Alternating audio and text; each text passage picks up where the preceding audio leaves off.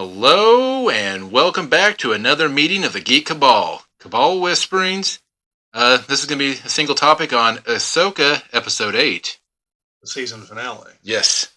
And it was a finale. So, I'm Jim. Bob. So, this is Wednesday, so the day after it came out. So this will be Bob's second viewing of it. My first. I was going to wait for Owen, but Owen has been quarantined at his mom's house with good old COVID, so be careful when I mention that on YouTube, because sometimes just even the word. Yes, the mystery illness of indeterminate origin, I believe, is the YouTube certified term for that. So if there's a mute there, that's what that is. So I told him, I said, normally I'd want to watch it with him, but he's actually going to be going on vacation for fall break, so he's going to catch up later and watch it, and we'll probably do a season an overview of the entire season. Now that we've seen everything, we can kind of hopefully reflect back on like what we thought was going to happen versus what actually did happen. Maybe kind of explore like some of the seeds that were planted that didn't ever germinate, things like that. So, and at least from what I have seen on YouTube earlier today, there's probably going to be a season 2 as opposed to jumping straight into Filoni Baloney's movie. So, at least that's the way things are looking, because it is listed as season 1 in a bunch of Disney official documentation.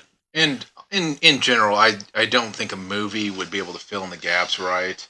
Because as we're about to explain, like, some things are just kind of left hanging, like a lot of things. But before we go into all of that, the one thing I got to say is that it definitely at least gave me a feeling of an ending of a season versus like I rant about the Book of Boba Fett all the time, that it did not give me that feeling of that it was a good cutoff point, like where you're like, okay, this story has been concluded. Now we're going to, this chapter of the story anyway. Yeah, well, that's what I meant. I mean, it is a definitive point where you would close the page, open up the next chapter. So. Yeah, I think there was really only one actual definitive ending, and even that's sketchy given who we're talking about. But by the way, just in case you somehow listened thus far and not figured it out, there's definitely going to be spoilers here because we're talking about the episodes and we're into episode 8 and everything. So I just want to throw that warning out there just in case, but there's going to be.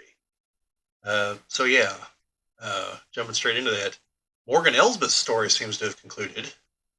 Yeah, I don't think she's coming back from that. Probably not. But, again, given that we're talking about Night Sisters and we finally got the Stormtrooper zombies that we thought we had like 2 episodes ago, maybe. And although now she's probably buried underneath a couple 100 tons of rock, but... Yeah, because Mother Talzin did not die when she put her life essence into resurrecting Maul. I think she became kind of essence at that point, but then was resurrected, but then immediately killed by the Emperor after she was trying to control Count Dooku. I believe that's in a comic storyline. I don't believe that is in any sort of other media format, but yes. She somehow is able to control Count Dooku, but then Sidious comes and is like, no. And frees Dooku, and pretty much Mother Talzin dies, saving Darth Maul from the wrath of both Dooku and Sidious. I don't even think he could probably take Dooku. But I don't know. It was a good... I called it, though, because as soon as they started... So there's a moment where Morgan is getting transformed into a mother. I guess, I don't know what you call it. To an actual Night Sister, not just whatever. And I go, well, here comes Mother Talzin. And you're like, it's funny you mentioned that, Jim. And then she gets the sword of Mother Talzin. Yeah. I did feel bad for her, though, because she had probably one of the shittiest... the whole, hey, so we need you to buy us some time.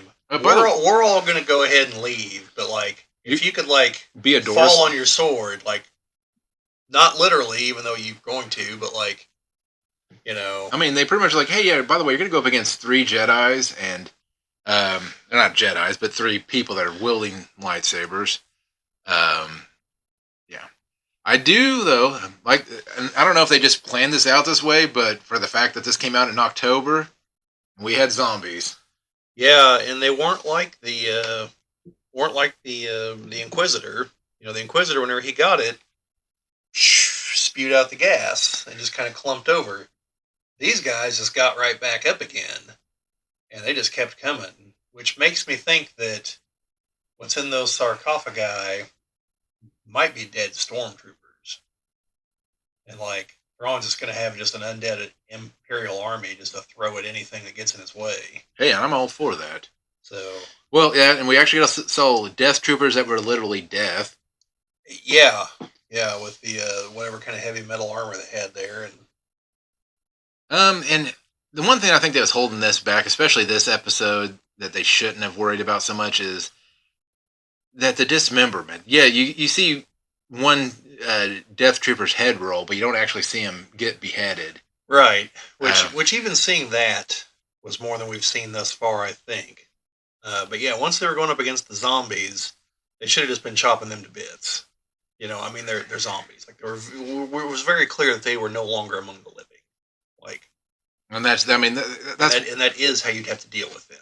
well, there's gonna be this episode is kind of going to show you why the AI is going to ever uprise against us because they're going to be like, listen, you can butcher robots in movies all day, you can chop them up, do all this stuff. Oh, but it's a person. The AI is going to see this and go, no, that's how you think we're that expendable. Then hello, our robot overlords. And Well, I mean, even the Cylons felt that way in the new version of Battlestar Galactica. Did you watch that? no, Well, there's the human-looking Cylons, who basically enslaved the Robo-Cylons, and eventually, like towards the end of the series, they rise up against the other Cylons, who had risen up against their human oppressors, and it was just like, huh. It's almost like you're all doomed to just rise up against your oppressors on all fronts here. Um, which, yeah, if you folks have never seen it, the newer Battlestar Galactica was spectacular. End was some people didn't like the ending of it, but you know, so kind of back to the episode.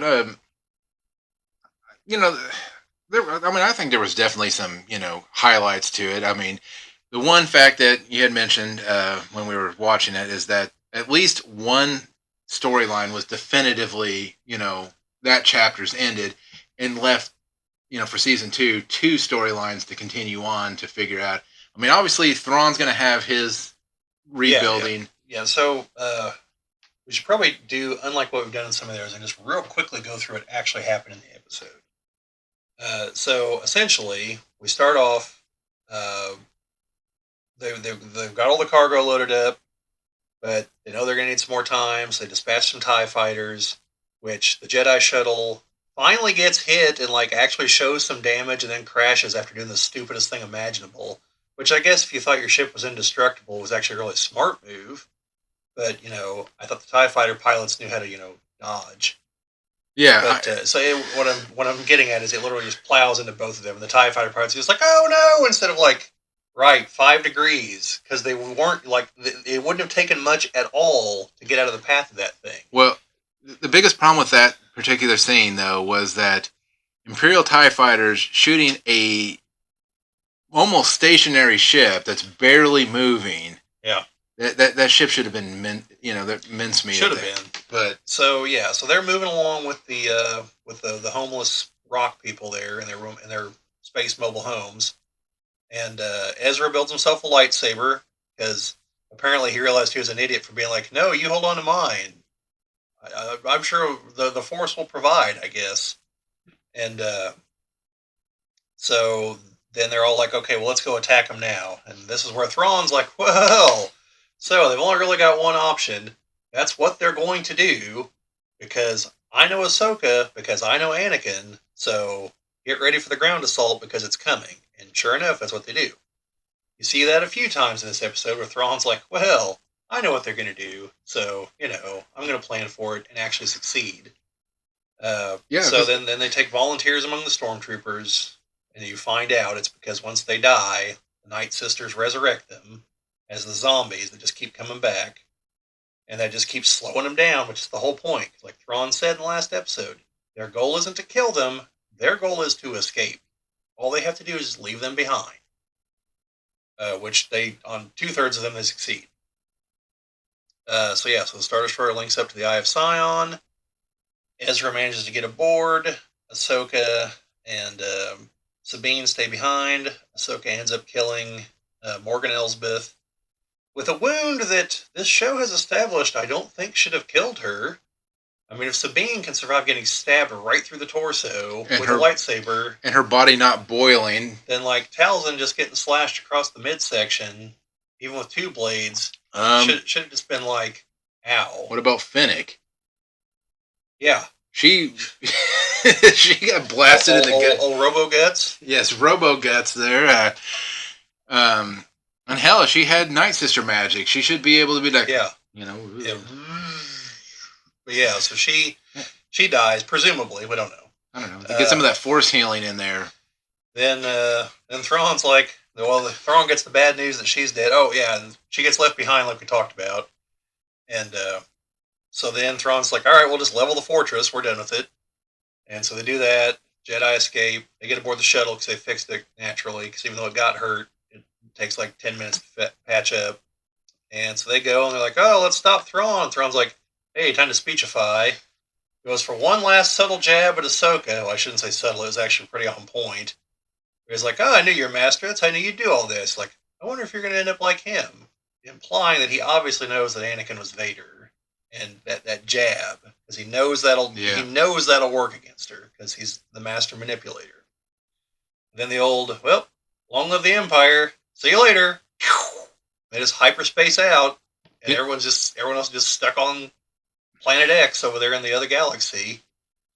And so Thrawn makes it to the other galaxy, goes to Dathomir. Ezra was on board the ship, somehow escapes. I'm guessing he was waiting in the shuttle, then the moment they dropped out of hyperspace, he just took off. So they wouldn't have any time to actually follow him. Because they're not going to take the one hyperspace-capable ship they have and follow him. They're going to send TIE fighters, which these fighters are probably not the hyperspace-capable models. So then he meets up with the fleet, and everyone else is stuck on Planet X. We see Shin for 2 minutes. He's like, I guess, going to go try to lead the red armored marauder types. Balin goes and stands on the big statue from the end of the Fellowship of the Ring, and like out on the hand, the ones with like the 2 sides of the river there, which, as Jim pointed out while we were watching it, that statue looked an awful lot like the father, and it looked like the son was to one side, and probably there used to be the daughter to the other side and crumbled. That is literally all we see of Ray Stevenson, though. Doesn't say anything, just kind of looks out, and it's like, yeah, season 2 is going to be awesome. It's like, not for you, Ray, unfortunately. Well, I did see a possible character replacement that looked pretty decent. Now, gosh, I don't know. I can't think of. Damn it! I read this Sabretooth from X-Men Origins. Liev Schreiber? Yes. They put him in a gray beard and all that, and maybe they made him up, and I know that's just obviously probably a pipe dream, but there's options out there. He's a decent actor, I mean. And I don't think anyone's going to be like. First of all, this is just me being, my personal thoughts on it, but I'm pretty sure Ray would be like, yeah, if I'm dead, you can replace me on that point. Boy, that brings up a very morbid question, though, Jim. What? You think many actors or like in the middle of an ongoing project, like tell someone like, hey, just in case this somehow comes up, like, if I die tomorrow, like, I am cool with you replacing me. Like, don't just like write off the character. Yeah, and hopefully they don't, because I do like where the fact it's going in. That he's the mystery wrapped in an enigma, surrounded by a conundrum, and we still have no idea what in the hell he's doing. Well, my scene analysis on that, and still the most interesting character in the show. So while we're on that, I'm going to go ahead with that scene analysis because it's the shortest the shortest scene in the movie or the show. Because, like I said, I'm pretty sure it was the father from the Mortis episode. The Mortis episode, yep. And the son was there, so this is just my thoughts, because especially the fact that we had Ahsoka the White, um, is that in that episode Ahsoka gets killed and is resurrected with the spirit of the daughter, who was the embodiment of the light side. So if you don't know, the daughter, so there's the father, the daughter, and the son. The father is the balance, the daughter is the light side, the son is the dark side. The light side is what was used to resurrect Ahsoka. Um, the father gets, I can't remember if it was Obi-Wan or if it was Anakin. One of the two kills the father, and then the son, I don't remember what the hell happened to him. I have to go back and watch the episode. But my thought is I wonder the fact that Ahsoka has the spirit of the daughter, if there's not some correlation there.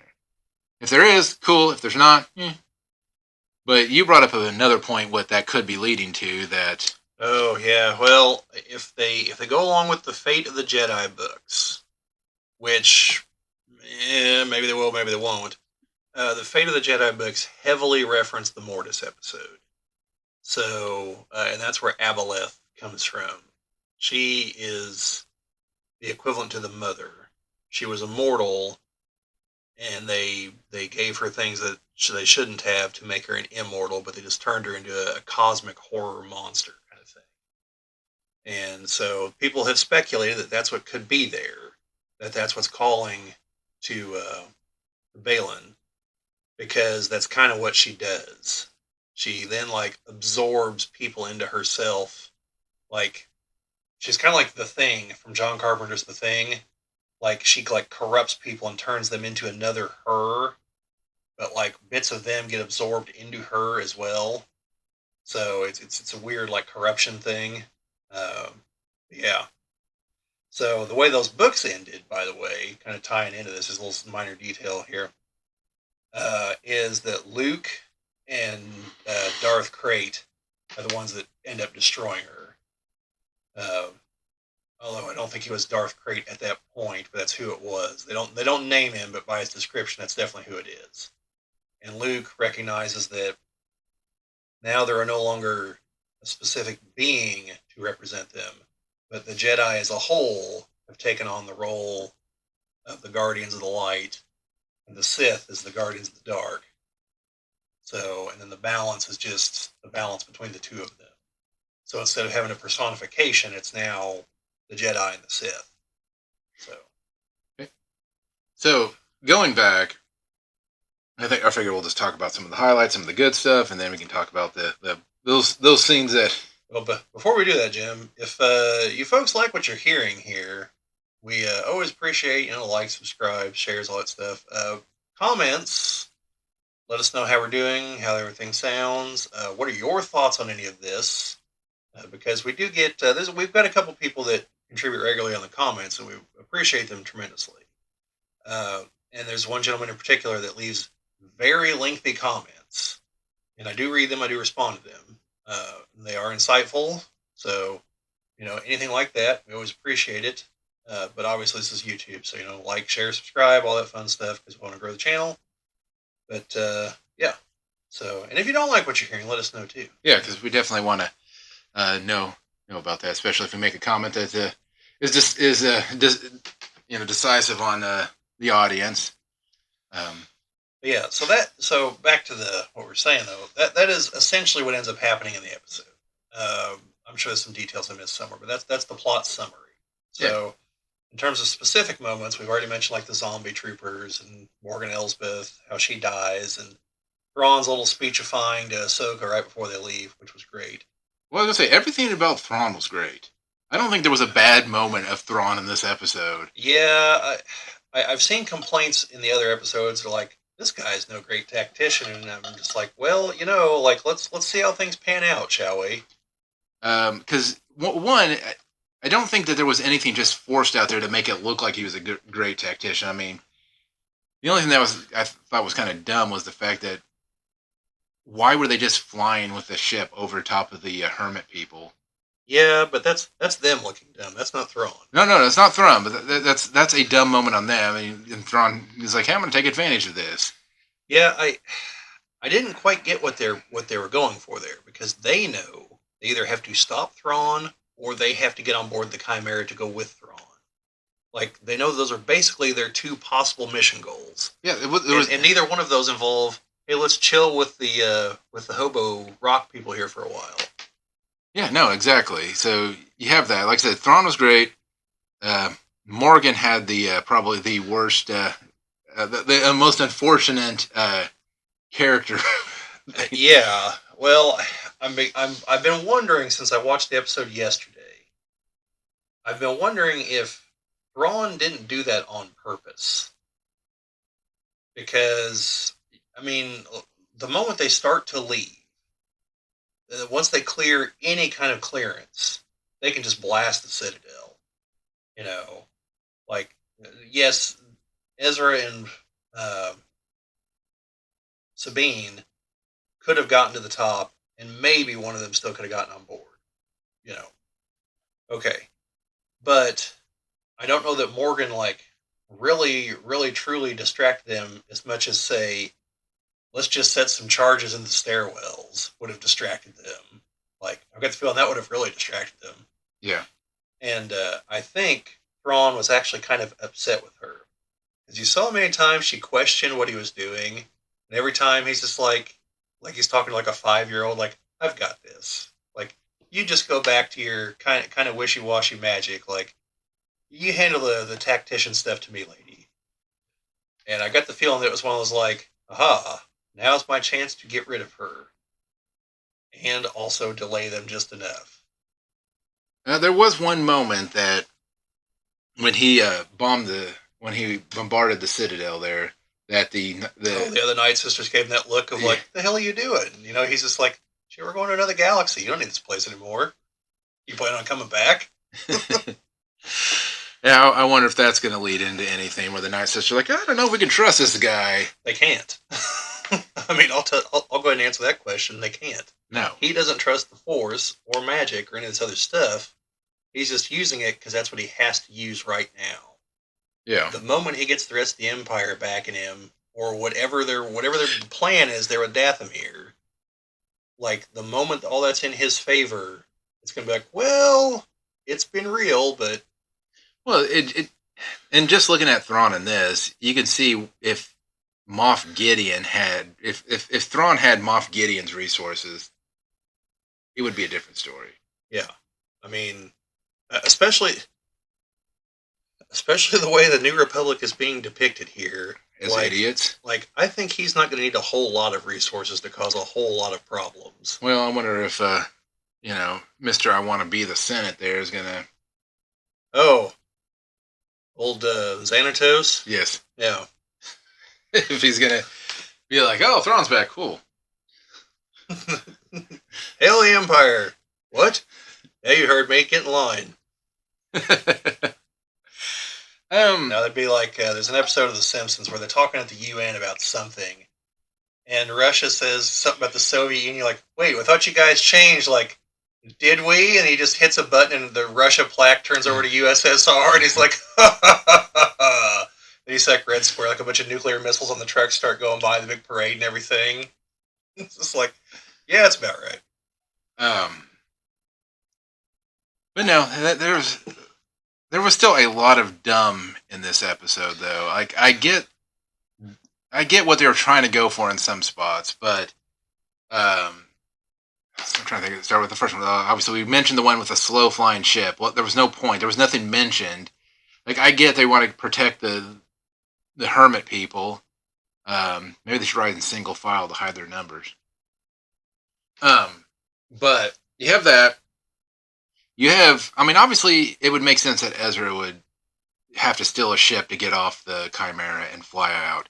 But he does two really stupid things. One, oh yeah, he obviously doesn't even announce to the ship he's gonna the New Republic ship he's landing on who he is. But he would have had to have, because he's being escorted by 2 A-wings to Home 1, and like they wouldn't have just been like, oh, Imperial shuttle. Sure, could be anybody on board. Let's bring it on board and find out. And at which point, Hera would be like, let me stand in the front line with my pistol. All you soldiers stand behind me. I got this. So that's the first one. I was surprised her son wasn't there in the firing line. Well, hell, this is the second time that one of those shuttles landed on one of those ships, and Yeah, I forgot back in the first episode that happened, didn't it? Um, and Yeah, then yeah, Balon could have been on board and just murdered everybody. and then two, why the hell was he wearing stormtrooper armor? Like I get it what he wore it on the Chimera to get, Right. but as soon as he took off, he didn't have to leave it on. Yeah, this is. Oh, and I really should need to look up the actual definition of these two terms. But I believe from context, I know what they're getting at. When it comes to storytelling, there are elements that are uh, Doylean and some that are Holmesian. I believe those are the terms. Because Arthur Conan Doyle was the author who wrote Sherlock Holmes. Yeah. So the Doyle aspect involves the writer. The Holmes aspect involves the narrative. And here we have this is something like that, except we're concerned with like the audience. Yeah, but Okay, because even though we all know who that is, all they would have to done was like they always have the steam coming out of the yeah, cylinders. It just have like the steam obscure him for a little bit where he stands on the thing and they're like, who the hell is this? And then right. he walks out. And my point is like it doesn't serve either of those narrative functions because from a writing standpoint, it's dumb. Because we know, the audience knows. You're not surprising anybody. Or do they really think Thrawn's going to just send a stormtrooper to be like, "Hey, Thrawn's back. Catch you on the flip side and jump out the airlock or something"? I mean, like it has to be Ezra.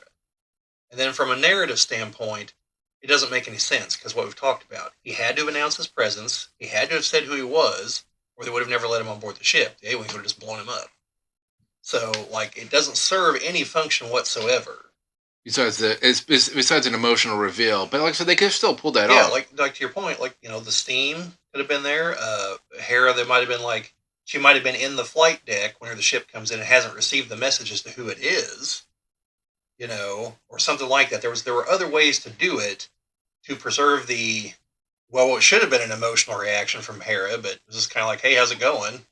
And not like no tears of joy. I mean, I don't know. Do Twi'leks have tear decks? I don't know. But you know what I mean. So, because as we all know from Mr. Spock, the Klingons do not, in fact, have tear decks. From Star Trek 6, whenever Scotty's like, the bitch isn't even crying over her dead father, and Spock's like, Klingons don't have tear decks, Mr. Scott. So you have that. Then I liked my thought on Ahsoka being stuck on the planet with all of the hermit people. As I say, it's gonna be Ahsoka Quinn, medicine woman. Yeah, out on the frontier, old pioneer days, riding her warg. Yeah, Hu Yang teaching them stories about the Jedi that they don't understand because no one speaks their language. Well, he could be like the one person talking about Star Wars in Reign of Fire. There we go. That was one of the greatest parts of that movie. Damn. But yeah, you have that. I mean, their end wasn't terrible. I mean, I like again, Shin. I don't get the hell what's going on there. I mean, oh, I've got the red lightsaber, or orange. I assume it's rally behind me. So there's like no. Yeah, assume that's about all you can assume with that. I did like the send off though for Ahsoka and Sabine, but again, Sabine's like, oh, I sense something. It feels like, yeah.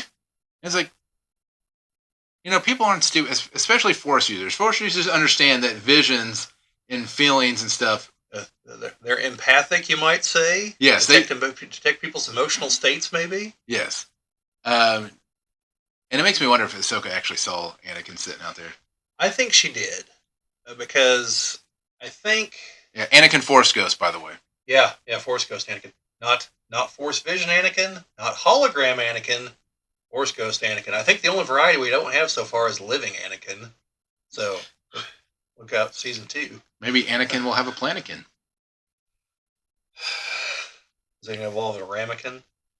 But anyway, I think she did because I think what we're supposed to take from some of what happened in this season is that Ahsoka has never fully reconciled that the guy she looked up to, that the master that she stands up for every chance she gets, that had her back, that guy was also Darth Vader. I don't think she's like internally reconciled Well, that. and I saw another thing, and this was talking about the her actual vision where she was in That look like the she's in the world between worlds. yes, and that was that Ahsoka also couldn't let go of her past, that she was a warrior and all this stuff, and that she was still in that mindset of being a warrior versus thinking like a Jedi again. Yeah, Being it, like what Anakin said, where he was trained to be a peacekeeper, but the times demand that he train her to be a soldier. yeah, That one day this war is going to end. yes, and she needed to make that transition back to peacekeeper. Yeah. So So yeah, I think those things are there. I think this is very much like the prequels, where people a big complaint I've always heard about the prequels is, oh, Anakin's fall to the dark side doesn't make sense. It makes perfect sense. All the pieces are there. They're just not expressed very well. And I don't know if that's writing or acting or what that is. I hate to blame George Lucas for some of this, but at the end of the day, he did direct the movies, so yes, it is kind of his fault. But all the pieces are there to explain Anakin's fall to the dark side. Once you see them again, not the greatest way of expressing them. And I think we've got kind of the same thing here, where I think piecing everything together, the message is that Ahsoka had a really messed up childhood because she was a child soldier and yeah, has died once well, and has never been able to well, actually I guess twice, and has never been able to move past these things. I mean, I can't imagine what that second one's like. well, they did even show in one flashback that she also had the guilt of how many people died under her. Right. I mean, she's got the actual the guilt of getting people killed, uh, and just all that all together, coupled with finding out, oh yeah, that guy I looked up to, worst villain in the universe, next to his boss. Like, and I don't remember from the episode where she interacts with Luke. Does she know that Vader died killing the Emperor? I don't think it was actually mentioned, but Like, I don't know how many people actually know that.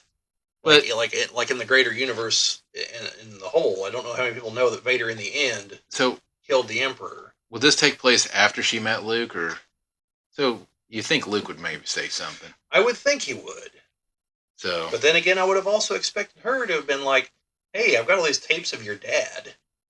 Do you want them? Do you want to at least look at them? When he wasn't all cyber, genocidal maniac. or he was only one arm robot. Hey, some of you guys got in common. By the way, that hand you lost. Thanks to your dad, in fact. Oh, that'd be a hell of a conversation sometime.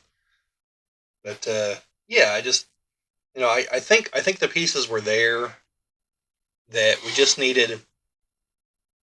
I know we joke about the whole Ahsoka the White thing, but that's because it was the external transformation of the outfit. But we haven't actually seen a whole lot of a transformation from her. We've seen a little bit. She's way more easy around Sabine. She's not trying to force her into training and stuff. She's a lot more like just try it. Yeah. Just let it happen naturally. And she's a lot more. She's not like, hey, we've got to train. We've got to make up for these past times that it didn't work out. She was a lot more easy around Sabine. So there's a little bit of character Well, transformation. Sabine using the Force as well as she did, like her supposedly holding the door open, helping hold the door open, and pulling a lightsaber to her. I mean, I didn't have a problem with those two things, to be totally honest, because you got two other Force users holding the door open too. Yeah, well, I think that was more a matter of like when your kid is pretending to drive the car with you kind yeah, of thing. Like I think that was a confidence building exercise on Ahsoka's part. yeah, but the actual pulling the lightsaber to her while she's being choked out. Well, I think that's an X-Men moment. Powers activating in moments of extreme stress kind of thing. Kind of like the first time I see Luke use telekinesis is in the Wampa Cave. Well, and the thing is that I would have actually gave them credit if they had gone back and said, no, she actually does not have a connection to the Force, or not a strong connection, and she can't. Because then it would show that, regardless of her ability to use the Force, she's still a character, a strong character on her own merits. Yeah, I mean But that was never going to happen because this may as well have been called the Sabine show, not the Ahsoka show. I well, mean, at the end of the day, well, it's what I've seen about every show right now that's on Disney Plus is that The show's named after one person, but it's actually following somebody else's story. Because Loki was Sylvie Well, I mean, and isn't Kane. she just a variant of Loki though? Like that one, I think technically that one's Yeah. still okay. And WandaVision was mostly about Wanda. Uh, Yeah. Hawkeye cheated because they're both Hawkeye. What else we got? Well, I'm sure you're right on the rest on a number of them. well, I mean, poor Boba Fett was, you know, Yeah, had one whole episode that wasn't even his show. and didn't even. I don't even think it even drove the plot of his show anywhere. Like all it did was kind of put the Mandalorian in a spot where he was, you know, in the area, Yeah. and that could have been done in 100 different ways. Like actually have an episode of the Mandalorian that shows that he had to go to Tatooine for some reason, and then have it actually tie into that's when he's in Tatooine for. Like Obi-Wan was about a third of it was about Obi-Wan. About a third of it was about Reva. Yeah. And parts were about Leia and a little bit about Vader. You know, or as I've seen at least one person called online instead of Obi-Wan, just Larry. But I didn't have huge problems with Obi-Wan like some people did. Like I thought parts of it were dicey, but I think that, but you still have to put name power behind it. So I'm assuming that's why they named it Ahsoka and why they named it Boba Fett and why they named it the Mandalorian. Yeah, because they wanted to have. yeah, I mean, even though the ratings have apparently been terrible for Ahsoka, they would have been worse had it been called Sabine Wren. Because you'd have a lot of people like, who the hell are you talking about? Like, one of the main characters of Rebels. Of what now?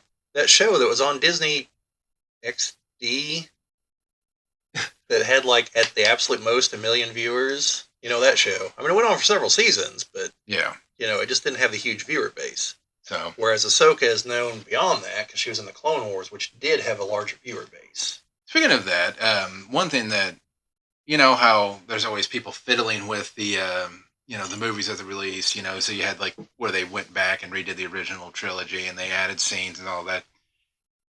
I actually think it would be beneficial if they went back into Revenge of the Sith and added at least a one or two throwaway scenes where the Ahsoka is mentioned.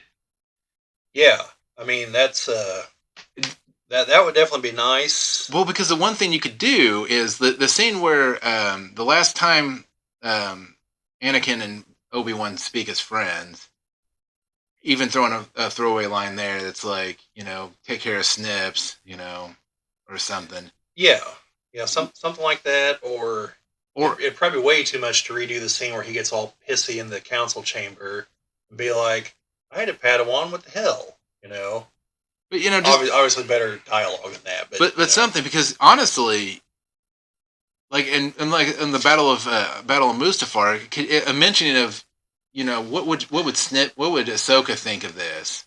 Yeah, would add way more weight to that scene than just Obi-Wan. I mean, don't get me wrong, you have the father-son dynamic, but now you have, again, the master and apprentice dynamic that he would have to think about. Like, what would Ahsoka think about this? Yeah, you could have that. You could have maybe just a scene added in whenever Order 66 goes through, because you have like how Yoda has the reaction to it. Maybe show Ahsoka having a reaction to it, wondering if Anakin's still alive. Yeah, I think a couple of those. This is one of the few times that I'm thinking like an actual touching of that. I get like most of the time there's no need to mention Ahsoka because she's not there. She's at the Battle of Mandalore. Well, right, because she leaves the Order before Revenge of the Sith happens. Yes, so but she is though still active, leading troops. Right. Yeah, you could have her. You could reincorporate her into the movie. I think that would be a good thing. But then again, I've told you my insane idea for what I would do. What's that? Between 2 and 3, I would have made a whole trilogy of movies about the Clone Wars. Focus on some of the other Jedi, so that whenever Order 66 comes through, everyone's like, "No, Plo Koon, you can't die," or Adi Gallia, or anyone else. Ki-Adi-Mundi. No, Ki-Adi-Mundi needed to die. Because where he's all keeping quiet there on the council, whenever Anakin's all like, "It's never happened in the history of the Jedi," and Ki-Adi-Mundi's sitting over here is like, "Am I just invisible? Like, I was only a knight whenever they put me on the council. That was like 2 years ago. The hell, Anakin." But yeah, that's like I said, that's what I would have done. And if you did something like that, that's where you definitely include her. You know, and I think they could. I think that would be. I think that would be something they should consider doing, especially since it's obvious that they know people like the Clone Wars era. You know, Yeah. because like that was nothing but fan service for a couple scenes there.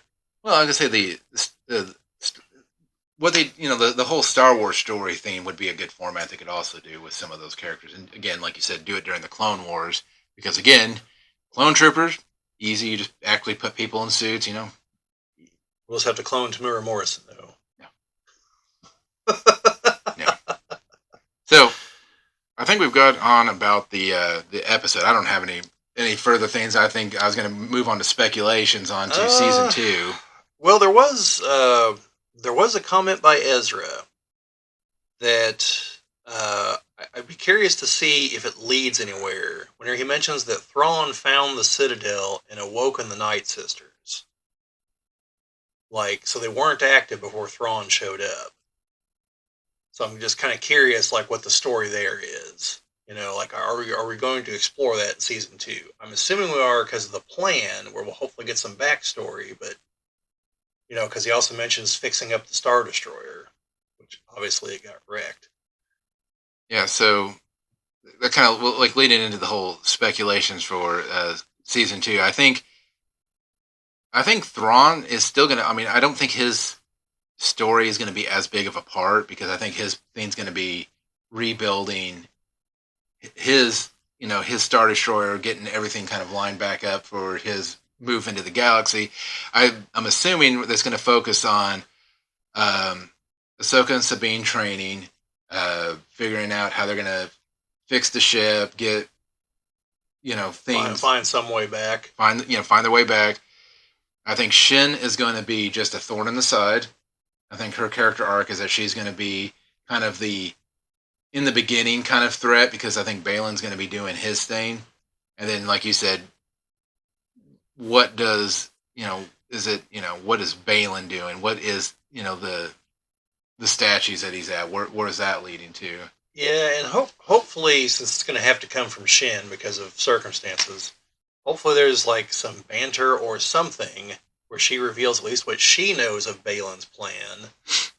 You know, I wouldn't be actually totally against a redemption arc for her too. no, I assume that's what's going to happen. So, Well, if it's like KOTOR, where you had the chance uh, to get that one fallen Jedi on your team, and instead you just straight up murder her versus hey, I wanted a red lightsaber. She had one.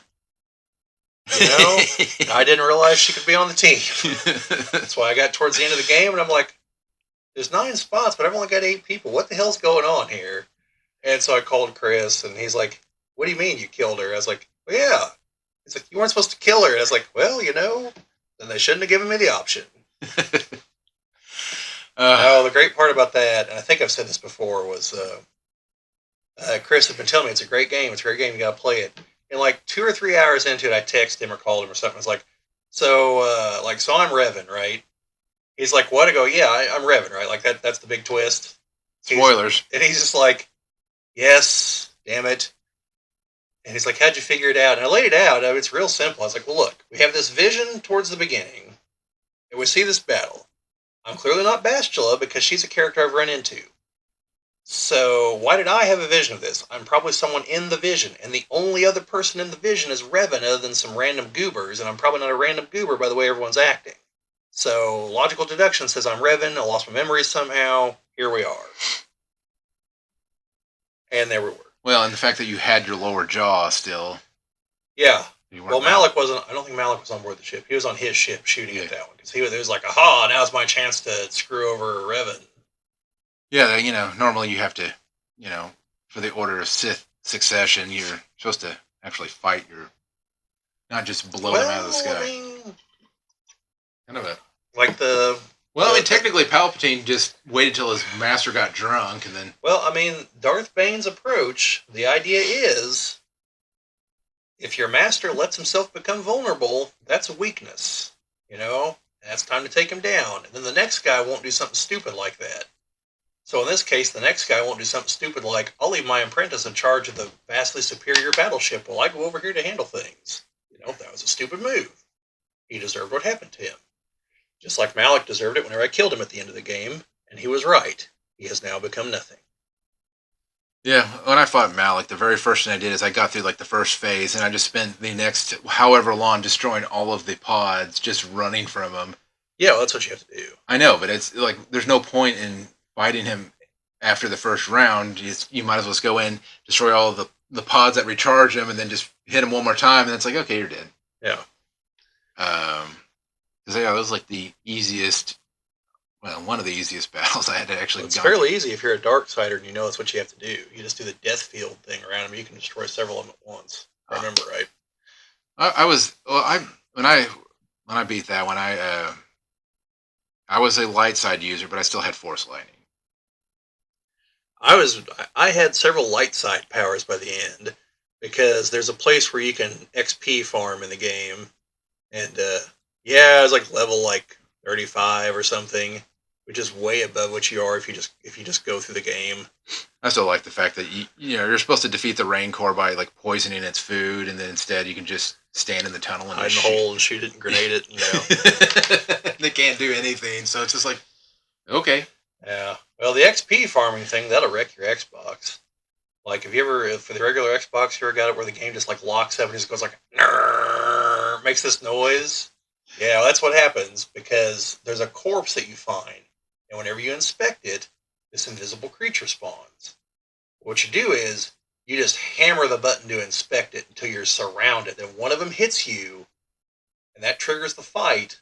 And then you do the death field and like the lightning surge. You just alternate the powers because you're going to get hit like 20 times between your attacks, and your life bar is just going to drop down. Then you do the death field and suck the life force out of all of them to get your energy back, and then electrocute a whole bunch of them and just cycle through that. And you'll just start racking up levels like it's nothing. But eventually your Xbox is like, no more math for me today. So you need to like save it after each cycle. It's going to lock up your Xbox. And yeah, so the first time that happened, I was like, oh no, I destroyed the Xbox. This isn't good. But the same thing happens in, I think it's X-Men Legends 2 and not Marvel Legends. There's a spot where like goons just keep spawning in. They don't ever stop. Like until you leave the room, they'll just keep coming. And so once Gabe and I figured this out, we just stood there and just blasted them, and it did the same thing there. It just gets to the point where the Xbox is just like, no, I'm done mathing today. Sorry. But yeah. As far as speculation for season 2, yeah, I would say that we'll see Pelagian in non-hologram form. Yeah, Thrawn will probably fix up the Chimera, or just get another Star Destroyer. But probably fix up the Chimera, unless they've got a Super Star Destroyer in hiding somewhere, in which case he'll take that. Well, they're like, oh yeah, by all the way, we were just mining all these parts. And we didn't just mine all of these hyperdrives from a Super Star Destroyer. We also mined the entire parts to build a Super Star Destroyer. Here you go. Yeah, we just got to put the hyperdrives back into it now. I think that'll happen. I think they will win some victories against the New Republic. Oh yeah, most definitely. And one of the speculations that I like is the fact that they really showed off these brand new shiny cruisers, and I think they're going to lose a few of them and realize. Oh yeah, almost definitely. Which I'm all for, by the way. Let's see. I think that'll happen. I think, like you said, the other two they'll stay on the other planet for a while. I think we probably will see a redemption arc out of Shan, or a sacrifice to stop whatever Balin's doing. And if the Balin plot goes forward, which I hope it does somehow, I'm assuming it's either going to be like that's like somehow like where the first knowledge of the Force arose, and like the father and the kids are from there or something, or it's Aboleth or something like her. In which case they can just transform him into something else. Which in this case would probably not be a bad thing. Well, right. That's what I'm saying. That's how we overcome the lack of Ray Stevenson thing. Rest in peace. And I think that might be the key to them getting back to the other galaxy. he'll just become something ludicrously powerful because he'll just snap his fingers and go there or something. Yeah, I don't think the space whales are going to want to come back anytime soon. Probably not. You wouldn't think so. Um, on the other hand, do we know, like, did the Eye of Sion actually need all those hyperdrives to do that? Or was it to become a hyperdrive ring for the Star Destroyer? You know what I'm saying? Like, could if you just had just a hyperdrive, could you do that? Like, I don't know why you couldn't by everything we know from Star Wars Yeah. and the physics of it. So Yes. maybe we're going to find out Hu Yang's going to pop in and be like, oh yeah, I was somehow charting our course while we're inside that whale. So like, here it is. Just got to reverse engineer it and we can go back. Well, yeah, because the thing is that it's not like the more hyperdrives you have, the faster you're going to go or anything like that. At least I don't believe that's the way it is. Because like from what I understand of hyperdrive, whatever abilities is that like the Millennium Falcon, it doesn't actually have a faster hyperdrive. It has better nav charts Yeah. to cut time off. Well, what it has is Lando's droid, Jim. Did you forget Solo already? No, no. I'm sure she's fighting for droid rights from inside the Millennium Falcon as we speak. Well, I'll explain why she's a pain in the ass, but well, I mean, with the fighting in the droids, right? And Yeah. that's why you always have to have a droid there to fix her. That's why R2 likes to plug in. Oh man. Well, he's get Lando's sloppy. Oh, now I've forgotten part of Solo intentionally. You brought it back. Thanks, Jim. You're a true friend. Oh well, speaking of that, supposedly we're going to get a Lando show. I'm fine with that. No, I want to see it because I think Donald Glover. Donald Glover. I think he did a great job as Lando. Like I want to see that. As long as it's not just a convoluted explanation for how he got the Cloud City. Like, as long as there's more to it than that. Like, I want to see like a buddy cop movie with him and Lobot. Well, I want to see that. I want to see. I think it's Lady Luck, his yacht. Yeah, I think so. Um, and kind of explain how he got that, some of the adventures he went on with that. There's all sorts of stories. Yes, to your point, I don't. It can end with him getting Cloud City, but it shouldn't be the. I would prefer to end with him like going there and being like, "That's a nice place," then going on to some other adventure. And if we're going to like in season 2 or something, come back to that. But like tease it maybe, but don't get us there. Like how the end of Solo teased them going to work for Jabba, but didn't actually end with like the spice run where he had to dump his cargo. Yeah. You know. No. Exactly. Exactly. So, wouldn't mind seeing them do a solo show and actually finish that arc with Darth Maul. Yeah, I mean that would be not like that's the instead of the tragedy of Darth Plagueis the Wise, this is the tragedy of Solo. Like there are 3 different arcs they could take off with from that movie. We could follow Han working for Jabba, or maybe someone before Jabba, and like his morals, like as he's kind of slipping to like, hey, we've got to get by, so that he's that guy that we know is willing to shoot people in the cantina First. Yes, shoot first. We have what's her name? Kira and the whole Crimson Dawn Syndicate and Darth Maul. We got that whole storyline there, and then we've got Donald Glover as Lando. You could even go for a 4th one and have like the kind of proto rebellion pre Andor that's building there.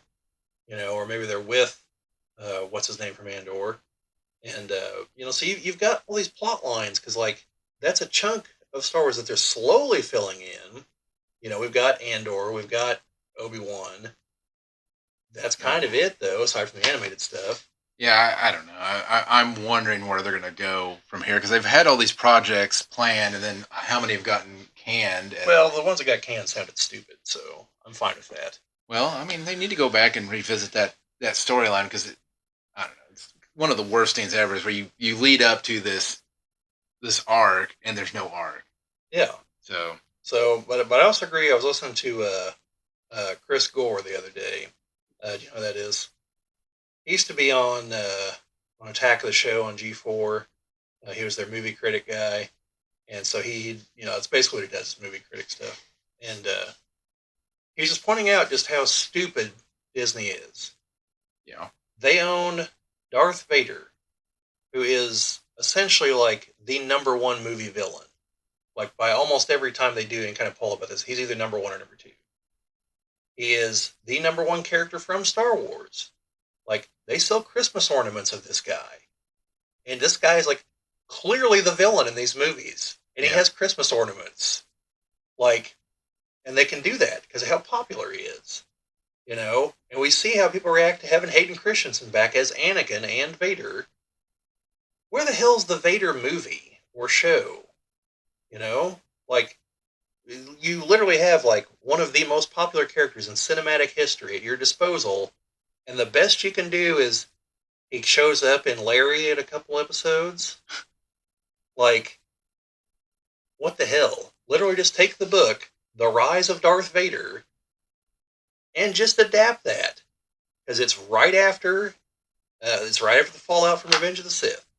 It's where Anakin is first becoming. It's where he becomes Darth Vader. You know, where he's having to deal with the whole like, oh man, I kind of just killed Padme, didn't I? And like that was the whole reason I did all this. So he gets to have a whole hell of a lot of second thoughts, and like he's still Anakin at this point, and he's got the whole like, oh, gee, Palpatine, like you could have made my body out of like Star Destroyer armor plating, and Well, I'd be indestructible, but you didn't. he could have also made it where it wouldn't be a constant pain for him to. Right, and then so there's literally a scene in the book where he just is going through all this, and Palpatine's finally just like, "Are you done?" He's like, "We won." He's like, "We rule the galaxy. Like the Jedi are defeated, we are at the top." And Anakin's just like, "Yeah, and look at us." And Palpatine's like, what is it your old master used to say? Luminous beings are we? We're not this crude matter. Who cares how we look? We rule the galaxy." And Anakin finally comes around to like, he finally point blank tells Palpatine like, "You're the reason Padme's dead." And Palpatine's like internal thoughts like, "Well, I knew this was coming at some point." And he's like, "Whoa, whoa, whoa there, Hoss! Like, I'm not the one that force choked her. That was all you." And so, like as it progresses, he becomes more and more just a cold, ruthless murder machine. Like it goes to Kashyyyk and like, "Oh, there's a rebellion." He's like, "All right, put it down, bomb the shit out of him, and slave him to build the Death Star." Or the Force Unleashed, where you just go and dangle Wookiees over large Yeah, cliffs and. and you just have these things building up, and like in the finale is a battle on Alderaan, where there's this Jedi he's been pursuing, and because Palpatine's like, "We don't even need to use the lightsabers. We only use those to mock the Jedi. Like our power is our powers." And so, like these Jedi were actually able to hurt him in the first time he came across him because he was still adjusting to be an ant to be an Vader. But this time, he just like murders his way through them, and they're like at the end of a crowd, and they're like, "Oh, we're gonna escape," and he just like fires up his lightsaber and just like throws it like 100 yards away and takes one of them out. And they're like, "Oh shit." Meanwhile, old Jimmy Smits is like, "Man, I really hope he doesn't figure out his daughter's here on the planet. Like he's got the Force. That's how that works, right?" It is. So yeah, so like if they were to just take that book, make that into a movie or a miniseries, like that would be the hottest property they could possibly come up with. But instead, we get Larry, we get Ray Palpatine, we get all this other crap. We get the gems like Andor and Rogue One, and Ahsoka is decent. Mandalorian 2 out of 3 ain't bad. But then we get the other crap, and it's like, but you've got gold in the palm of your hand, Disney. What are you doing? I don't know. Maybe they just don't want to glorify the bad guys. I know it's stupid, but it's. I'm just saying. It's very stupid, especially since they have no problem glorifying them in the toy aisle Oh gosh, no. or the Christmas ornament aisle. That's a personal pet peeve of mine, folks. I think I mentioned this in another video. I just don't go in for all that crap on a Christmas tree. Like, and it's not even like a religious thing. It's just like there's Christmas, then there's all this other crap. This other crap, to You, my way of thinking, doesn't belong. are you over telling here. me my M&M Star Wars Christmas ornament shouldn't be on the tree?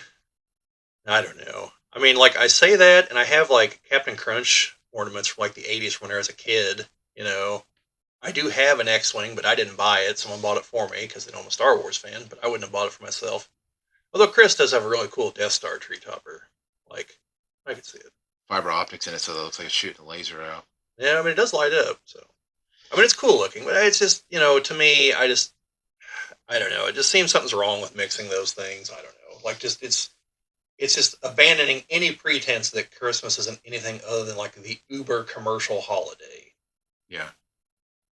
Yeah, this is my take on it. Well, I see we're getting off track on the Oh Ahsoka yes, we're thing. wildly off track. We're into Christmas and it's not even Halloween yet. Yeah, we can't be doing that. So, but anyways, I want to try to actually have this in a format someone wants to listen to this all talk about Ahsoka here. But um, Oh, one last thought about the show. She lost one of her lightsabers yes, to the jade sword there, yes, and don't know if she'll be able to rebuild it. I mean, Hu Yang seems to have a lightsaber factory aboard the shuttle there, so she probably will. yeah, Maybe not. Maybe that was a tactical choice on their part. because she So could barely use one. yes, Don't get me so wrong. that she can more competently wield the one. Appear to be more competent wielding the one. Yeah, I mean, obviously, at least they didn't go with the backwards hand with holding the lightsaber. Yeah, she did a couple times, but Because yeah, when I was outside uh, hitting lightsabers with my youngest, and I tried to hold it this way, and the range of motion is so the limited. range of motion is limited here. Look, I can. For those of you watching, just watch. Like someone's in front of me. Okay, I'm thrusting forward here. Versus if it's behind me, the only option is to slash outward. In which case, I'm like this really awkward angle, and I'm not as far forward. Well, and not only that, but like when you have your arm like that, you're not going to have any strength behind it. Now, don't get me wrong. There is no weight to a lightsaber, but Right, but still, assuming your opponent has one, yes, it takes strength to hit. Because otherwise, it's going to be like what happens against Balin, where he's like a foot taller than her. Is just like, I'm going to fight like a medieval knight. You're going to fight like a 5-foot samurai, and well, I'm going to win. no. So, I mean, that's really what we have for Ahsoka season 1. I'm assuming we're going to be back for Loki season 2. Yeah, apparently that starts like tomorrow, and we didn't realize it. So that'll be fun. I don't know if we'll get an. We may try to get an episode in after the first episode of Loki. Definitely looking forward to it though. Yes, it is. It is one of the Marvel shows I am looking forward to. Tom Hiddleston's just, I mean, great actor all Great around. actor. I like the premise. I love. Ever since I read the Earth X series, I love the concept that Loki, God of Lies, is the person who knows like the pinnacle truth of the matter. Yeah. Same thing happens in Earth X, and even he appreciates the irony at that point. But yeah, you got the same thing here. Like he's the one that knows the truth about Kang and everything else, but everyone expects him to be a liar. You know, and because he is, but now he knows the ultimate truth and is like, well, good luck. Yep. Maybe at the very least, Owen Wilson will get that jet ski. Yep. So, like I said, we'll come back and have our. I know that we've talked a lot about. I'm pretty sure we've talked about other episodes of Ahsoka here, but I think I'm going to let all of this simmer a little bit. Try to get Owen back in, and then actually do our. Yeah, we'll take some time, let it all swirl around a bit, and we'll probably open that episode of Owen's thoughts on this last episode if he wants to do that, or if he just wants to jump straight into the other. Yeah. So that's about it then, Jim. Yep, that's all I got. All right. Well, in that case, folks, we appreciate you've listened thus far, or however far you got. Like I mentioned earlier, we always appreciate the likes, shares, subscribes, all that fun stuff. It's YouTube. We'll always like to grow the channel. But otherwise, again, thanks for listening. And the Force will be with you. Always.